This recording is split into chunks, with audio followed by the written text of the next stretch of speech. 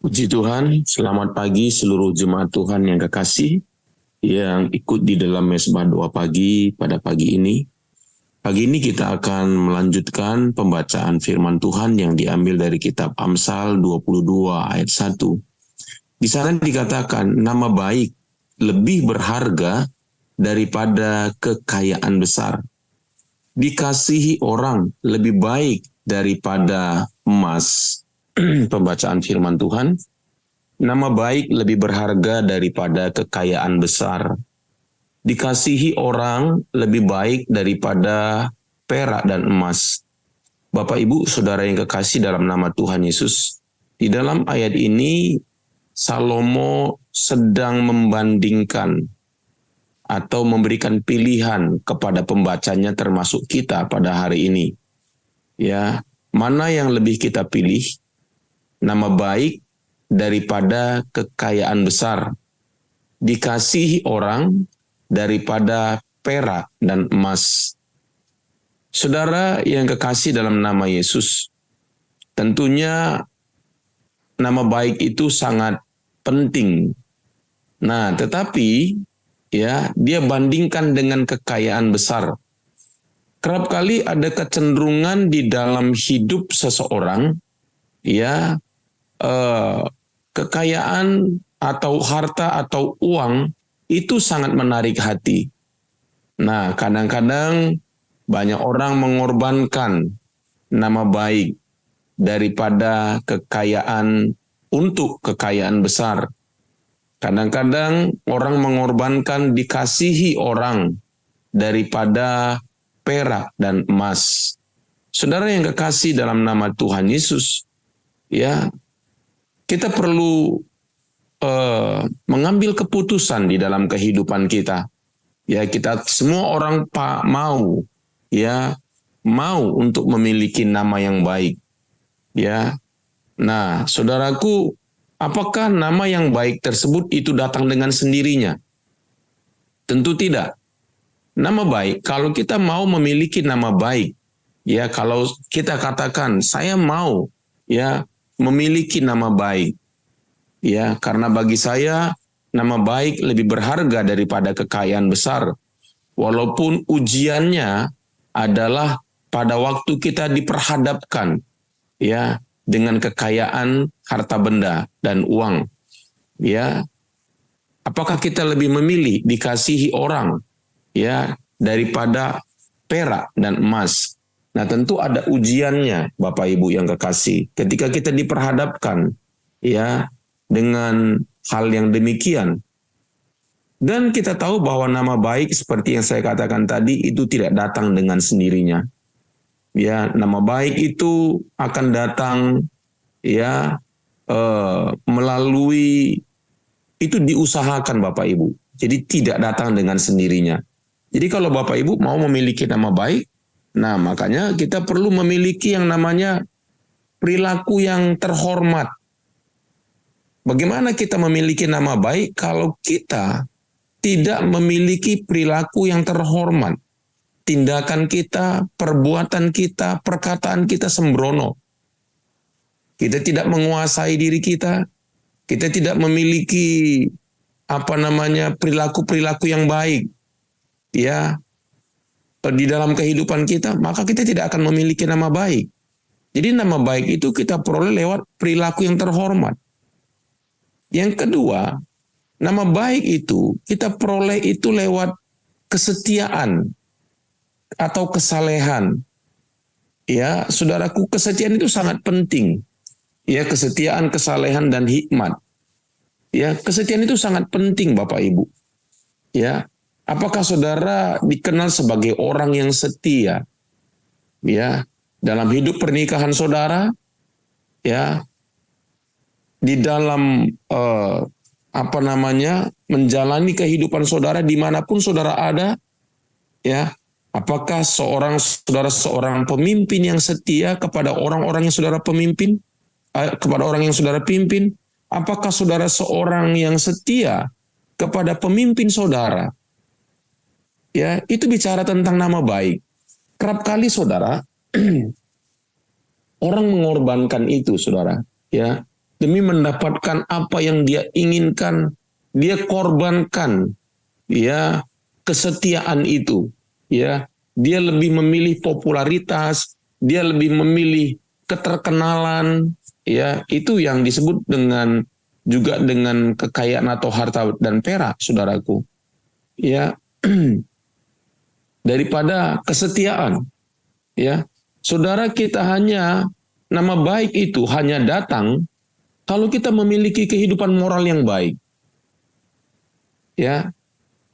Kalau kita tidak memiliki kehidupan moral yang baik, maka ya, kalau kita katakan itu nilai kita, ya, nilai kita dalam pandangan orang lain itu jatuh, Bapak Ibu. Kita mungkin tidak berkata, peduli amat dengan apa kata orang lain. No. Kisah Rasul 24 ayat 16 dikatakan, sebab itu Paulus berkata, sebab itu aku senantiasa berusaha untuk hidup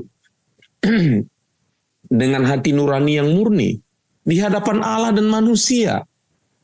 Saudara nggak bisa mengabaikan, ya, kalau saudara mau memiliki nama baik, saudara tidak bisa mengabaikan, ya, pandangan-pandangan orang terhadap saudara dalam konteks yang tepat, ya, dalam konteks yang tepat. Jadi kita perlu menjaga hidup kita, kita perlu memiliki moral yang baik, ya. Apalagi saudara, untuk kita memiliki nama baik, kita perlu punya integritas pribadi. Kalau orang, contohnya begini saudara ya, kalau nama saudara disebutkan, ya, mari kita belajar. Tentunya saya juga sedang belajar, saudara. Ketika nama saudara sedang disebutkan, sedang diperbincangkan, kira-kira saudara, apakah isi perbincangan orang-orang yang sedang membicarakan saudara? Apakah orang berkata, wah kalau dia nggak bisa dipercaya, ya, wah kalau dia udah deh nggak usah ngomongin tentang dia, moralnya rusak. Apa yang akan orang isi perbincangan saudara, orang lain, ketika nama saudara disebutkan? Kalau ketika nama saudara disebutkan, maka hal-hal yang baik yang keluar dari sana, bukan karena orang harus mengatakan yang baik tentang saudara, tetapi berdasarkan tentang perilaku saudara, hikmat dan kesetiaan saudara, hidup moral saudara, atau integritas saudara, itu artinya saudara memiliki nama baik. Itu jauh lebih berharga daripada kekayaan yang besar. Walaupun saya percaya kalau orang punya nama yang baik, dia akan mendapatkan kekayaan, ya, dia akan mendapatkan emas dan perak. Tapi seandainya pun tidak, saudara, itu masih jauh lebih baik saudara memiliki nama baik. Ya, itu karena nama baik itu bukan hanya untuk diri saudara nanti. Nama baik itu akan dari generasi ke generasi. Oh, itu yang bapaknya itu ya.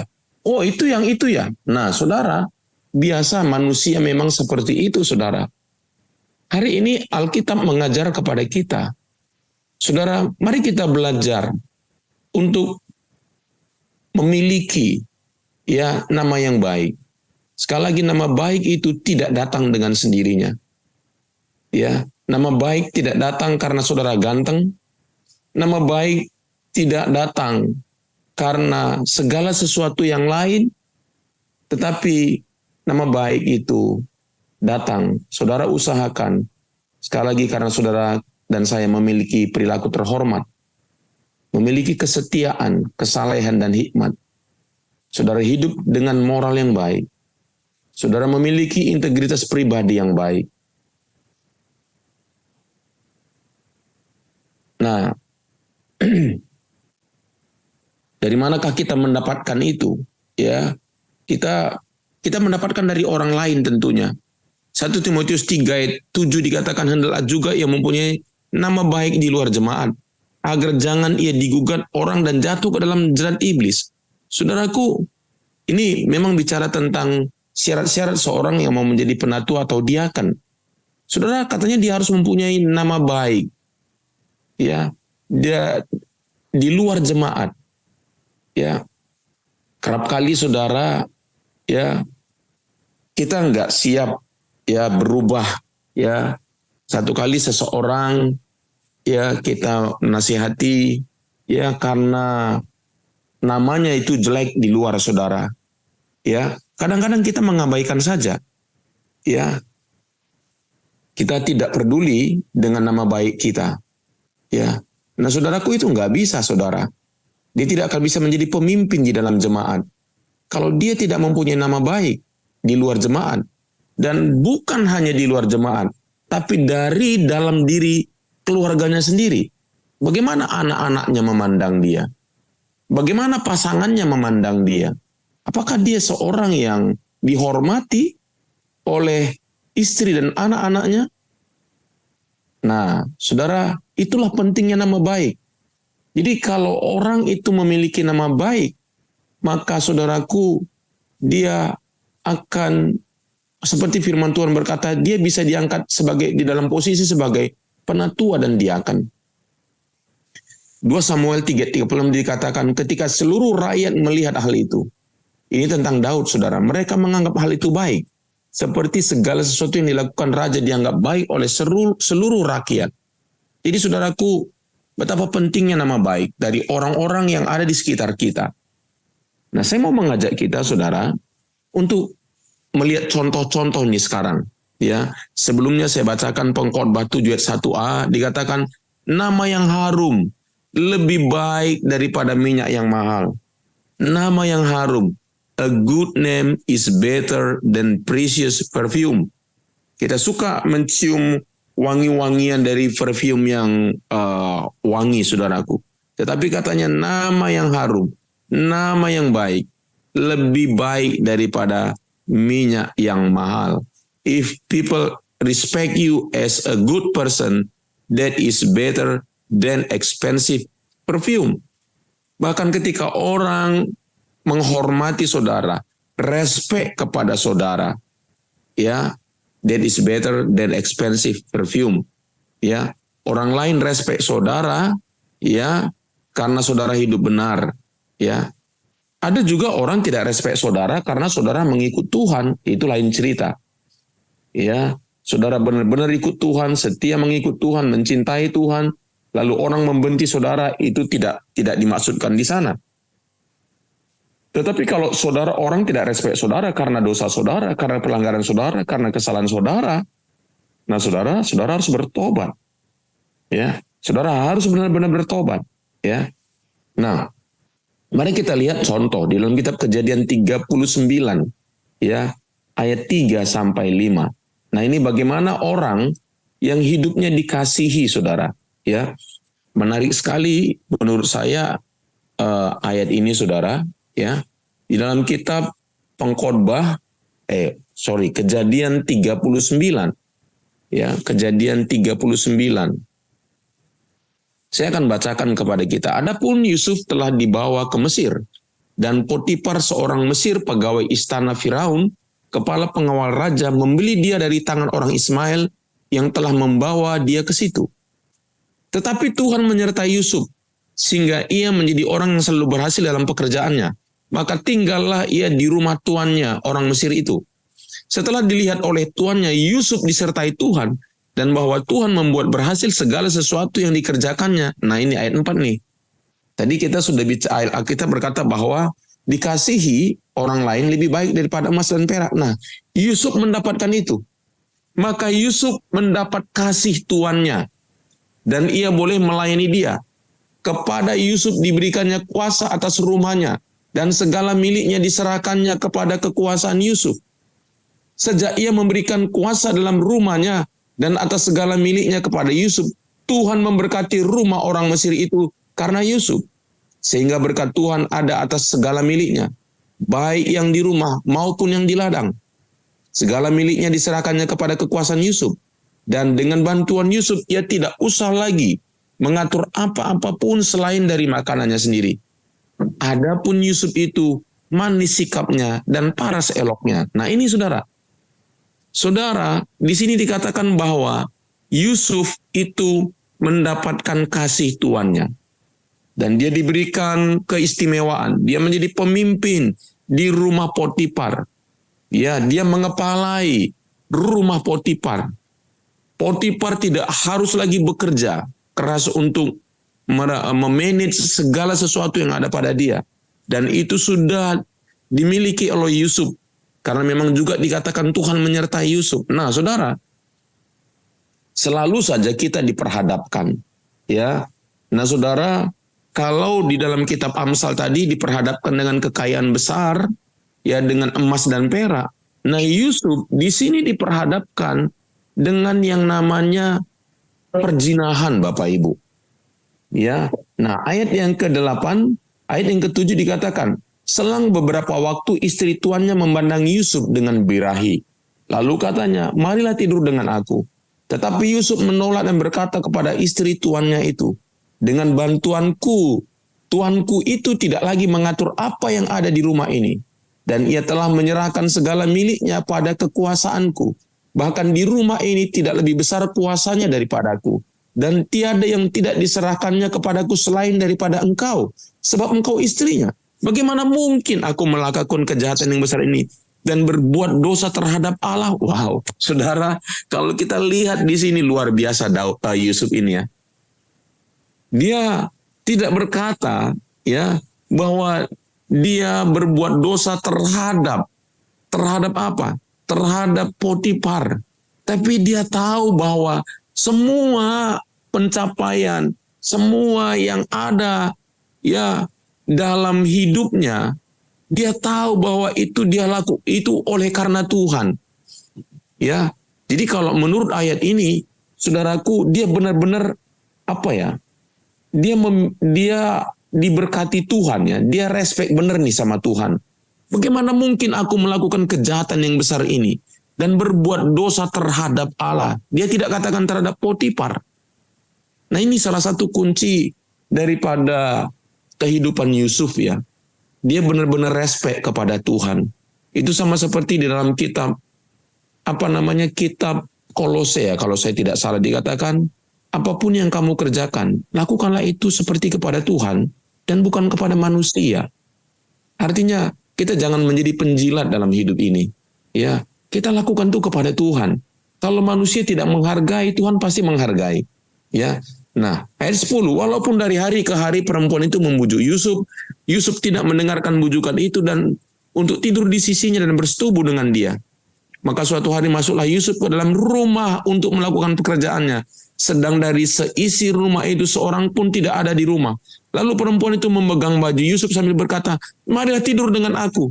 Tetapi Yusuf meninggalkan bajunya di tangan perempuan itu dan lari keluar. Ketika dilihat perempuan itu, maka bahwa Yusuf meninggalkan bajunya dalam tangannya dan telah lari keluar. Dipanggilnya lah seisi rumah itu. Katanya kepada mereka, lihat di bawahnya kemari seorang Ibrani, supaya orang ini dapat mempermainkan kita. Orang ini mendekati aku untuk tidur dengan aku, tetapi aku berteriak-teriak dengan suara keras. Dan ketika didengarnya bahwa aku berteriak-teriak sekeras-kerasnya, ditinggalkannya bajunya padaku. Lalu ia lari keluar, juga ditaruhnya baju Yusuf itu di sisinya, sampai tuan rumah pulang. Saudara bisa bayangkan nggak? Saudara kalau mau menjaga nama baik, saudara akan diperhadapkan dengan tantangan. Di dalam kitab tadi, kita nggak punya waktu soalnya untuk membicarakan lebih panjang ini. Dalam ayat ini, bagaimana Yusuf diperhadapkan dengan fitnah Bapak Ibu. Ya, posisi Yusuf sangat lemah. Posisi Yusuf tidak bisa membela dirinya. Mungkin ketika seseorang memfitnah saudara, ya, mungkin saudara masih punya kesempatan untuk membela diri. Tapi bagaimana Yusuf bisa membela diri? Posisinya sangat lemah. Ya, posisinya sangat lemah. Tapi Yusuf memiliki integritas. Yusuf memiliki moral yang baik. Yusuf mempertahankan nama baiknya. Yusuf mempertahankan itu, saudara. Ya. Nah, saudaraku, bagaimana ketika saudara dan saya diperhadapkan dengan hal-hal yang demikian? Ya, saudaraku, kita tahu Mungkin kalau Yusuf jatuh di dalam perzinahan ini, saudara, kisahnya mungkin berbeda, Bapak Ibu. Ya, kisahnya mungkin akan berbeda. Jadi betapa pentingnya kita menjaga hidup kita, saudara dan saya. Karena di mana-mana dalam hidup ini, kita pasti akan mengalami, ya kalau kita mau hidup benar, hidup baik, pasti ada tantangannya. Dalam berbagai bentuk, apakah itu godaan, apa saja itu bisa datang dalam kehidupan kita. Dan dalam hal ini, Yusuf, ya dia digoda, dan setelah dia digoda, dia berhasil menang atas godaan. Sekarang dia masuk ke hal yang kedua, difitnah. Saudara yang kekasih dalam nama Tuhan Yesus, tapi kita bersyukur kita memiliki tokoh seperti Yusuf. Ya, tokoh yang seperti ini yang diperlukan hari-hari ini di tengah-tengah dunia, bahkan di tengah-tengah gereja Tuhan juga khususnya Bapak Ibu. Ya.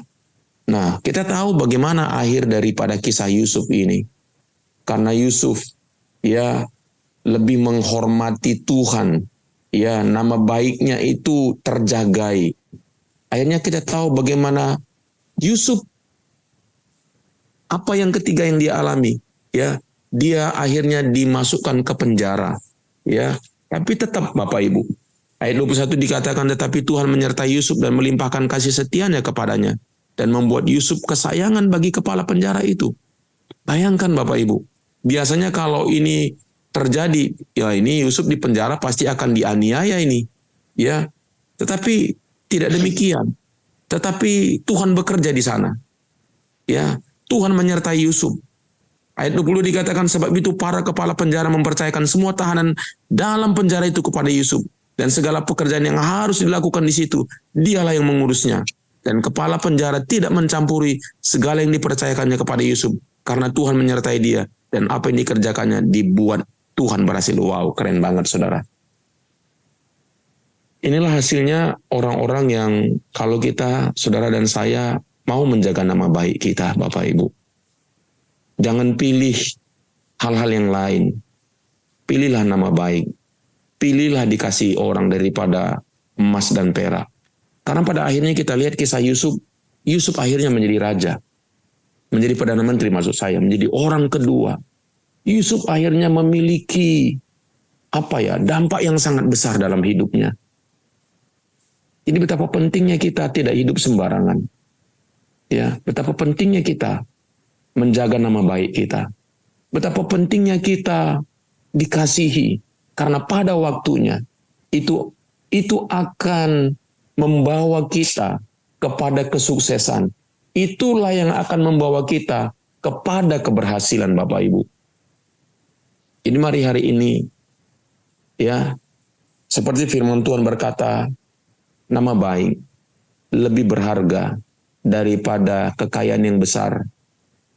Ya, dikasihi orang lebih baik daripada perak, emas dan perak.